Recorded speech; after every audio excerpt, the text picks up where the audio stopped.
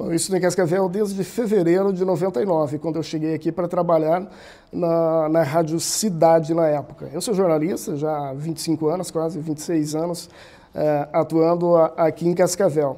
Eu cheguei em 99, comecei a trabalhar na Rádio Cidade. Aqui eu passei por praticamente todos os jornais, Jornal Hoje, Jornal Paraná, Jornal Gazeta do Paraná e também outros jornais do Estado e do Brasil, né, como a Gazeta do Povo e a Folha de São Paulo, que foram jornais que eu também trabalhei. Duas áreas que sempre me fascinaram, jornalismo e história. Eu acho que são duas áreas que elas acabam caminhando juntas, né? Então, em 2020, eu tinha um outro portal, em um jornalzinho impresso, que eu resolvi colocar fotos antigas da cidade, né? Na época, eu até conversei com o Chico Tebaldi, que ele tem um acervo fantástico da cidade, garimpou fotos de moradores, de jornais, e tanto que o Chico foi quem fundou o MIS, né, que é um museu da imagem e do som aqui de Cascavel, e que hoje leva o nome dele. Eu conversei com o Chico, até mandei uma mensagem para ele por WhatsApp. Chico, preciso de autorização tua para usar tuas imagens. Aí ele me respondeu rapidamente, falou, não, pode usar à vontade, só dá os créditos para Chico Tebaldi, e quando for o caso para o MIS, pode usar sem problema nenhum, né? Depois, infelizmente, o Chico morreu, ele até me pediu para... ele falou que ele gostaria de trabalhar, de garimpar umas fotos para encaminhar para o portal, né? Mas aquele ano era um ano de eleição, ele tinha um instituto de pesquisa, então trabalhava com os municípios, então ele não conseguiu me ajudar nessa parte, né? Mas ele já me ajudou um monte só liberando as imagens do arquivo dele. Isso é interessante, eu não imaginava que as pessoas gostam tanto dessa questão de memória afetiva mesmo. Quando eu comecei a publicar no portal Cantagalo, de repente as fotos começaram a dar um boom para o portal. Triplicou o número de acessos e por causa dessas fotografias, né? E eu lembro que agora, recentemente, eu publiquei uma foto do Chico da antiga delegacia aqui de Cascavel, que é lá onde hoje é o Centro Cultural Gilberto Mayer. Depois que eu publiquei aquela foto, uma pessoa me mandou uma outra foto de policiais dentro dessa delegacia. E o que mais interessante é que, de repente, alguém foi lá e comentou, olha, achei meu pai aqui nessas imagens, um policial lá de Colombo, policial militar lá de Colombo, que encontrou o pai dele, e aí ele me passou outras fotografias. Então, uma coisa vai puxando a outra.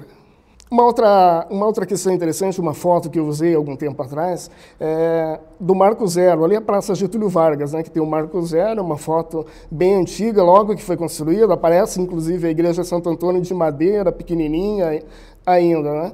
Mas o Marco Zero já estava ali. E quando eu publiquei aquela foto, foram muitas reações, muitos comentários, né? E, de repente, as pessoas começaram, olha, aí no Marco Zero tem uma cápsula do tempo. As pessoas colocaram relógio, colocaram joias, colocaram jornais da época, dinheiro da época. E aí várias pessoas começaram a falar dessa cápsula do tempo, né? Então, a foto, a imagem, ela acaba trazendo outras nuances da história, o que eu acho bem interessante. Como eu falei antes, eu acho que jornalismo e história caminham juntos, né? Então, no ano passado, quando a UniOeste anunciou que iria ter curso de história, imediatamente eu fui fazer o vestibular, né? E eu até fiquei preocupado porque deu muita inscrição. Foi o segundo curso mais concorrido, só perdeu para medicina aqui no campus de Cascavel.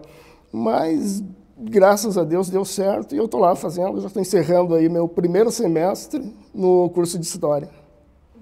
A cidade de Cascavel, desde o seu início, os vários ciclos da erva mate, ciclo da madeira, e aí a colonização, né, de pessoas que vieram do Rio Grande do Sul. Então, a história, eu acho que existe ainda pouca história de Cascavel, tem muita história de Cascavel que ainda precisa ser contada, né? Então, Cascavel é basicamente a história dos pioneiros, né? Alemães, poloneses, italianos, ucranianos que chegaram aqui em Cascavel e construíram a história. Mas aqui também tinha índios, tinha negros. Cascavel é uma cidade miscigenada, ela não é uma cidade colonizada apenas por descendentes de europeus.